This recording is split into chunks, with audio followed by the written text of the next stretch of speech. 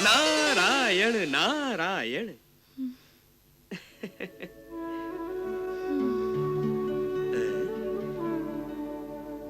प्रणाम भाभी माँ। देवी, यह क्या आपके मन की उदासी का प्रतिबिंब है जो आपके मुखमंडल पर रेखाओं के रूप में उभर आया है, अथवा यह मेरी अमंगल छाया की प्रतिक्रिया है?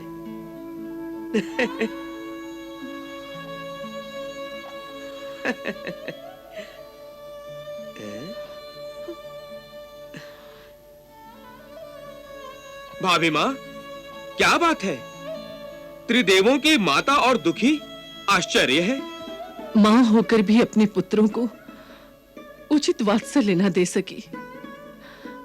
पुत्रवती को पुत्रों के अभाव का कष्ट है। सब खो दिया है। कैसा अभाव? क्या खो दिया भाभी माँ? मैं अपने पुत्रों को खो चुकी हूँ देवर्षि। अर्थात? मेरा चंद्रमस ब्रह्मलोक चला गया है और दुर्वासा ने तपोवन में जाकर समाधि लगा ली है। तो क्या दत्तात्रेय भी विष्णुलोक चले गए? नहीं, ऐसा विचार अपने मन में भी मत लाइए देवर्षि। अब एक वो ही तो मेरी ममता की निधि है। वो मुझे छोड़ के चला गया तो मैं तो निर्धन हो जाऊंगी। मैं उसे अपनी आंखों से कभी दूर नहीं होने दूंगी। पुत्र दत्तात्रेय, दत्तात्रेय।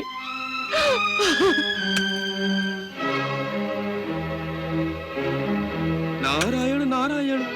भाभी माँ तो फंस गई मोह के जाल में। अब अपनी लीला दिखाइए प्रभु और महासती को माया मोह के चक्रव्यूह से बाहर निकालिए।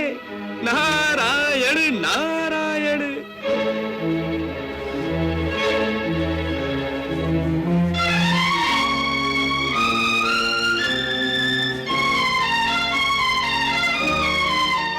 प्रणाम माता। वत्स, दत्तात्रेय कहाँ है? माता, वो तो आज पाठ में भी नहीं थे। दक्षिण दिशा में जो पीपल का बड़ा पेड़ है ना माता, मैंने अभी भी उन्हें वहां उस पेड़ के नीचे समाधि में लीन देखा है। आप कहे तो मैं उन्हें... नहीं नहीं, ध्यान करने वाला जब ध्यान में लीन होता है तो प्रभु के अति निकट होता है। ध्यान में बाधा डालना पाप है। मैं स्वयं जाकर देखकर आती हूँ। नारायण नारायण। सावधान रहिए प्रभु, और बचा सकते हैं तो बचा लीजिए अपने आप को। बड़ा चाव रहा है ना आपको अपने भक्तों की परीक्षा लेने का। अब स्वयं परीक्षा दीजिए, बड़ा आनंद आएगा भगवान। जब ममता की डोरी से बंधे होंगे आपके पांव और डोरी खींचेंगी माता अनुसुईया। नारायण नारायण। हाँ।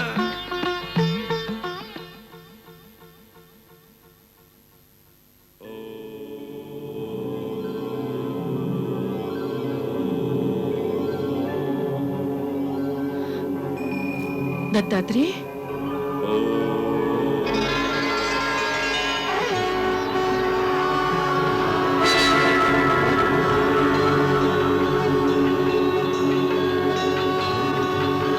माँ, मैं आपका ज्येष्ठ पुत्र चंद्र हूँ। परंतु अभी अभी तो मैंने दत्तात्रेय को यहाँ देखा था।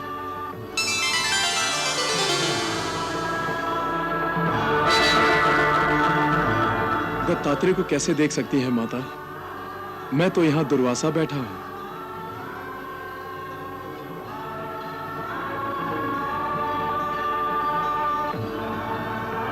नारायण नारायण।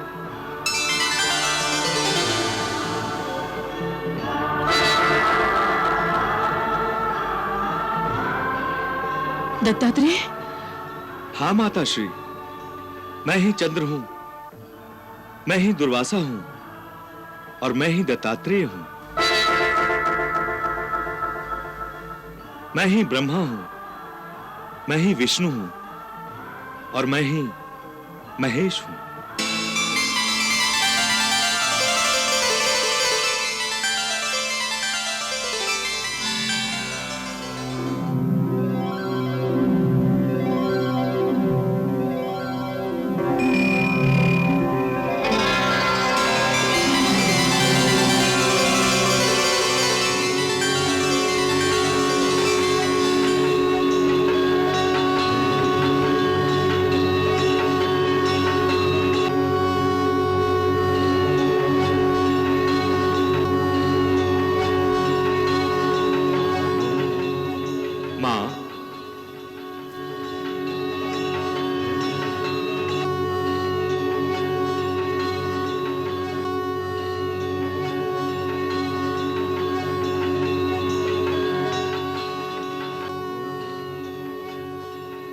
मैं संपूर्ण विश्व में व्याप्त हूं। मैं सर्वांतर्यामी हूं। ये जगत मुझ में समाया है और मैं इसमें। किंतु मैं इस जगत में व्याप्त नहीं हूं। ये जगत त्रिगुणात्मक है और मैं त्रिगुणातीत। ये संसार सुख दुख, जीवन मरण, प्रेम घृणा के द्वंद्वों में सांस लेता है और मैं द्वंद्वों से परे केवल आनंद स्वरूप हूं। मेरा अवतार द्वंद्वों की कीच में फंसे मानवों को सीधी राह पर लाने के लिए ही हुआ है। सदाचार प्राणी को अमृत प्रदान करता है, किंतु मानव की प्रवृत्तियां उसे सदाचार पर चलने नहीं देती। सत्य और नीति के प्रचार प्रसार के लिए ही मेरा प्रादुर्भाव हुआ है। आप मुझे अपने मोह के बंधन से मुक्त करके मुझे अपने कर्तव्य के मार्ग पर आगे बढ़ने दें, अन्यथा मेरा अवतार निष्फल हो जाएगा। आप तो स्वयं योगिनी, तपस्विनी और वेद विदुषी हैं, फिर आप इस माया के चक्रव्यूह में क्यों फंस रही हैं? आपके तीनों पुत्र तो आपके मन में ही हैं, बाहर तो केवल उनकी प्रतिछाया है। छाया के मोह में फंसना बुद्धिमानी नहीं है माता, वो तो अज्ञान है।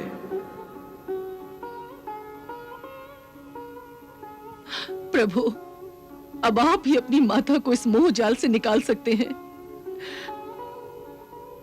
आप तो प्राणी मात्र को सत्य के दर्शन कराते हैं, मुझे अंधेरे से क्यों नहीं निकालते हैं? मुझे इस अंधेरे से निकालो प्रभु, मुझे इस अज्ञान के अंधेरे से निकालो।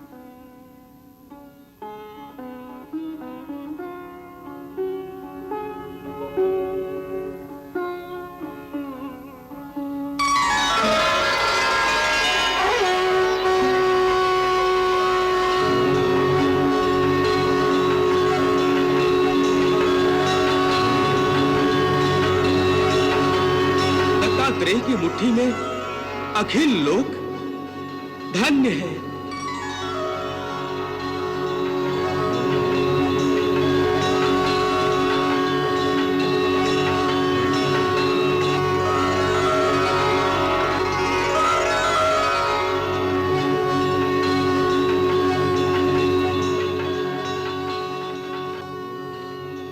ये आप क्या कर रही हैं माता? पुत्र से क्षमा मांग रही हूँ।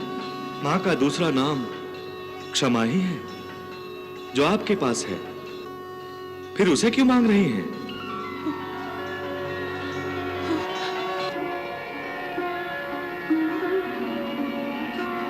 दत्ता, तुम? नारायण नारायण प्रभु, आपकी लीला धन्य है। अत्रि ऋषि के शाप को 20 वर्ष बीत गए। 20 वर्ष तक उस शाप का भय महाराज कृतवीर को न रात में सोने देता था न दिन में। अत्रि ऋषि का शाप आज भी उनके कानों में गूंज रहा है। एक ब्राह्मण ही तुम्हारे जैसे आसुरी प्रवृत्ति वाले क्षत्रियों का विनाश करेगा, इस पृथ्वी को क्षत्रिय विहीन कर देगा। उन्हें उठते बैठते सोते जागते आज भी एक ब्राह्मण हाथ में परशु लेकर उनका वध करने आता दिखाई देता है।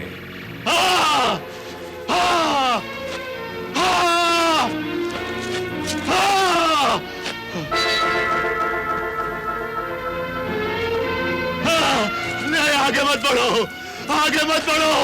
नहीं, नहीं।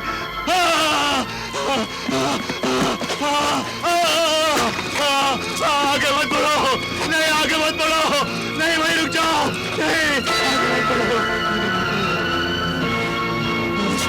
कोई है, कोई है, महामंत्री, महामंत्री, कोई है, महामंत्री। क्या हुआ महाराज? उसे आगे मत आने दो, वो मुझे मार डालेगा, वो मुझे मार डालेगा। यहाँ तो कोई नहीं है महाराज। मूर्ख, तुम्हें दिखाई नहीं देता? वो मुझे मार डालेगा।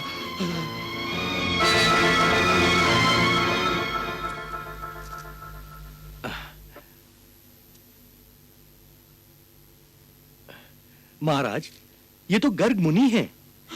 नहीं नहीं, उसे आने मत दो, वो मुझे मार डालेगा। उसे रोक दो, वो मुझे मार डालेगा, वो मुझे मार डालेगा, वो मुझे मार डालेगा, वो मुझे मार डालेगा।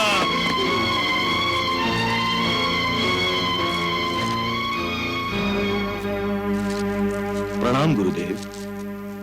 गुरुदेव, कितने वर्ष बीत गए, परंतु महाराज की दशा में कोई सुधार नहीं आया। अब तो राज्य के कार्यभार में भी उनका ध्यान नहीं लग रहा है। महामंत्री, युवराज कार्तिवीर्य अर्जुन गुरुकुल से अध्ययन करके वापस आ रहा है। हो सकता है महाराज उसके आने से भयमुक्त हो जाए। गुरुदेव, युवराज तो पहुंचने ही वाले होंगे। महाराज कार्तिवीर्य अर्जुन की जय। महाराज कार्तिवीर्य अर्जुन की जय। महाराज कार्तिवीर्य अर्जुन की जय। महाराज कार्तिवीर्य अर्जुन की जय। महाराज कार्तिवीर्य अर्जुन की जय। महाराज कार्तिवीर्य अर्जुन की जय। महाराज कार्तिवीर्य अर्जुन की जय। महाराज कार्तिवीर्य अर्जुन की जय। महाराज कार्तिवीर्य अर्जुन की जय। महाराज कार्तिवीर्य अर्जुन की जय। महाराज कार्तिवीर्य अर्जुन की जय। वो मुझे मार डालेगा। महामंत्री, उसे रोको, उसे आने मत दो, वो मुझे मार डालेगा। वो मुझे मार डालेगा। उसे रोको, वो मुझे मार डालेगा, वो मुझे मार डालेगा। महामंत्री, मुझे बचाओ, मुझे बचाओ, मुझे।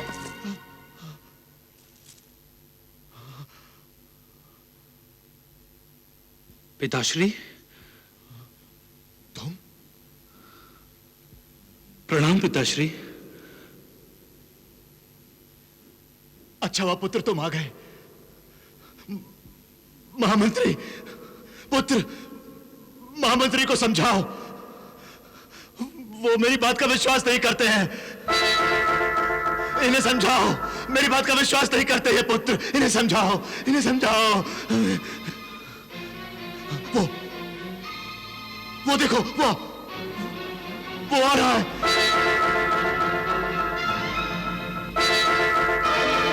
वो आ रहा है, वो आ रहा है।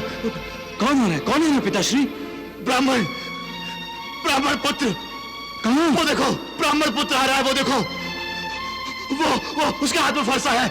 वो पुत्र, वो मुझे मार डालेगा, मुझे बचाओ। वो मुझे मार डालेगा, मुझे बचाओ पुत्र। मुझे मार डालेगा वो पुत्र, मुझे मार डालेगा वो। महाराज को कक्ष में ले जाओ।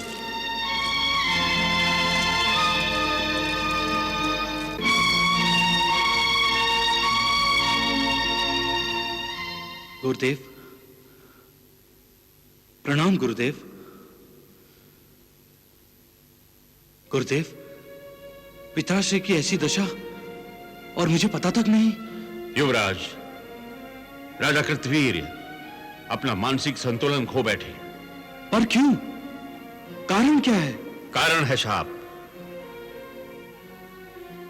शाप? किसका शाप? मैं कुछ जानता नहीं गुरुदेव, मुझे बताइए।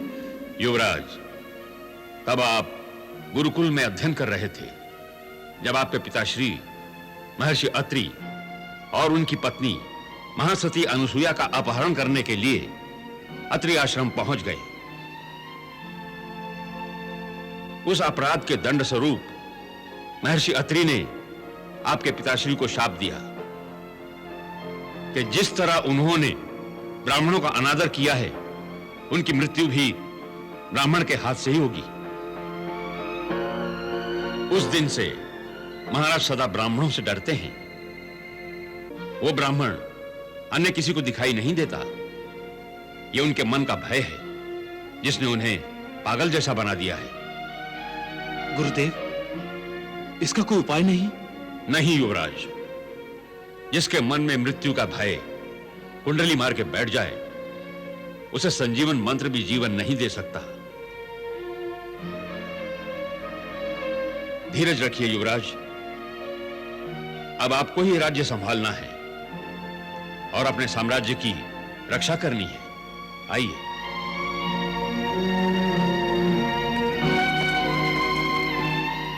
नारायण नारायण। अपने श्री चरणों में दास का प्रणाम स्वीकार कीजिए भगवान। स्वस्तिअस्तु। प्रभु, मेरे मन में एक जिज्ञासा उठ रही है, यदि प्रभु प्रसन्न हो तो निवेदन करूं। लोक कल्याण में अनुरक्त नारद को अपनी बात कहने का पूर्ण अधिकार है। कहिए देवर्षि, क्या जिज्ञासा है? प्रभु, आपने सती अनुसुईया के यहाँ दत्तात्रेय के रूप में अवतार तो ले लिया है, किंतु आपके अवतार लेने का उद्देश्य क्या है, यह समझने के लिए मैं अपनी बुद्धि कुरेदते कुरेदते थक गया हूं भगवान। कृपया मेरी जिज्ञासा शांत कीजिए। मेरा जन्म कभी निरर्थक नहीं होता वत्स। दत्तात्रेय के रूप में अवतार लेने का उद्देश्य है ज्ञान का प्रचार और प्रसार। मेरा मूल स्वरूप ज्ञान ही है। मैं समस्त प्राणियों में ज्ञान के रूप में रहता हूं, किंतु यह ज्ञान मनुष्यों में उसी प्रकार छिपा रहता है जैसे धुएं में अग्नि, बादलों में सूर्य और झिल्ली में गर्भस्थ बालक। लोगों को धुआं, बादल और झिल्ली तो दिखाई देती है, किंतु उनमें छिपा सत्य नहीं। लोग मेरे ज्ञान स्वरूप सत्य को समझ सकें, इसीलिए मुझे समय समय पर अवतार लेना पड़ता है, अन्यथा समस्त मानव जाति अज्ञान के अंधकार में डूब जाएगी और आसुरी प्रवृत्ति में लीन होकर सृष्टि के विकास में बाधाएं बनेंगी। आप धन्य है प्रभु, धन्य है। किंतु प्रभु, अभी तक मेरी जिज्ञासा पूरी तरह तृप्त नहीं हुई। दत्तात्रेय इस समय जिस आश्रम में है, वहां तो पहले से ही ज्ञान की किरणें अज्ञान में भटकते मनुष्यों को दिशा दे रही हैं। फिर आपके ज्ञान रूप दत्तात्रेय संपूर्ण ब्रह्मांड में ज्ञान कैसे फैला सकेंगे भगवान? देवर्षि, वृक्ष पर फल समय पर ही पकता है। दत्तात्रेय आश्रम में समाधि लगाकर अपने सत्य स्वरूप को प्राप्त करेंगे और जब उन्हें संपूर्ण सत्य का बोध हो जाएगा तो वो आश्रम छोड़कर चले जाएंगे। माताश्री, पिताश्री, आप दोनों तो स्वयं महाज्ञानी हैं। आप ये भली भांति जानते हैं कि मेरा जन्म किस कारण हुआ है। अब मुझे जाने की आज्ञा दीजिए।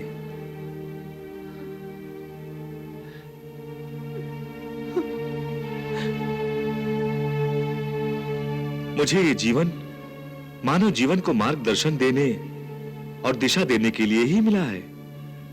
जब तक मुझे स्वयं जीवन दिशा का कोई ज्ञान नहीं होगा, मैं मानव जीवन को कोई दिशा कैसे दे सकता हूं? उसके लिए मुझे स्वयं जीवन की धारा में उतरना होगा। माता, अब मुझे इस आश्रम की मर्यादा से मुक्त कर दीजिए। मुझे मनुष्य के जीवन का ज्ञान प्राप्त करने के लिए विश्वाश्रम में जाने की आज्ञा और आशीर्वाद दीजिए।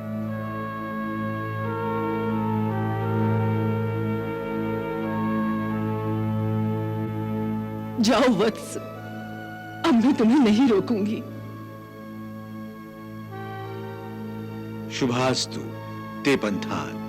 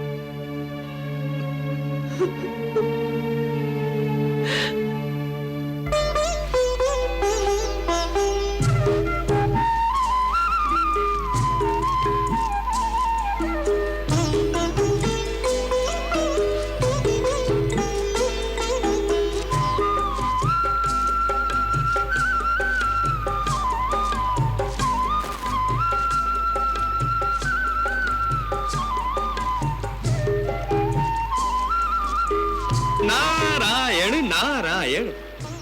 हे परमात्मन, यदि मेरा अनुमान गलत नहीं है तो आप मनुष्य अवतार में विश्व गुरु बनकर विश्व को ज्ञान देने निकले हैं ना भगवान।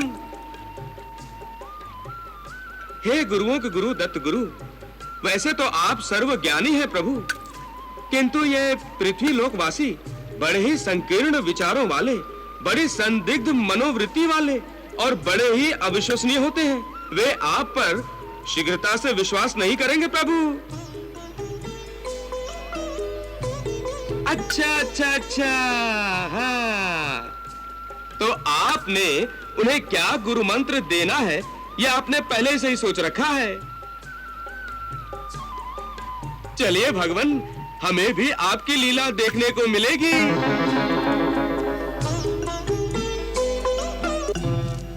शीघ्र हमें उस पार ले चलो नाविक, वहां आचार्य हमारी प्रतीक्षा कर रहे हैं। रुकिए रुकिए भाई नाविक, हमें भी साथ ले लीजिए।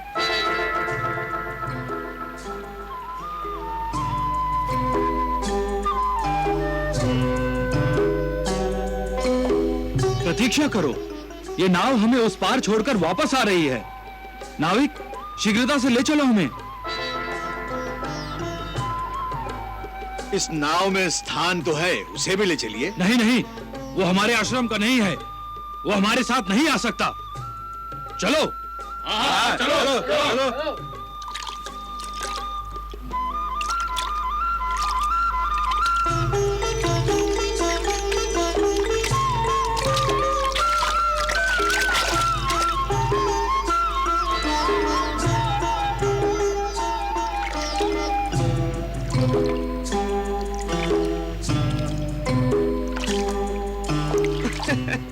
ये क्या प्रभु, सर्वोत्तम और सर्वोच्च स्थान के स्वामी के लिए नाव में स्थान नहीं। नारायण नारायण। वत्स, अभी तो लीला आरंभ हुई है। ओहो, अच्छा, नारायण नारायण।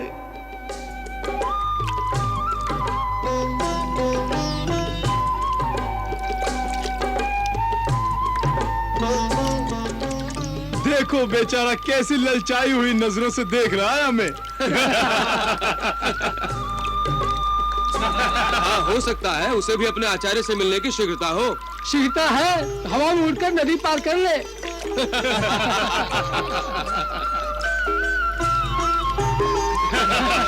अथवा भागकर लांग जा नदी के जल के ऊपर से।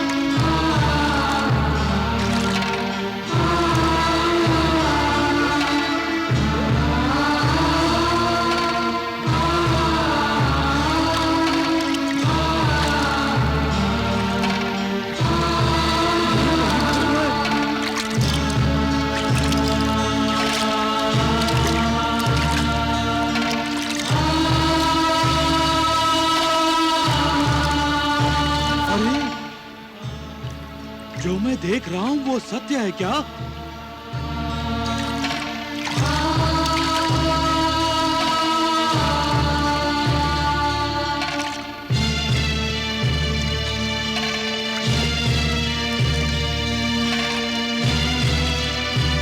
वो तो पानी पर चल रहा है।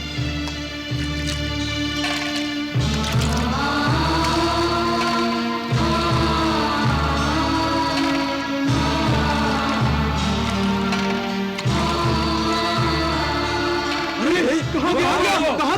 अदृश्य हो गया।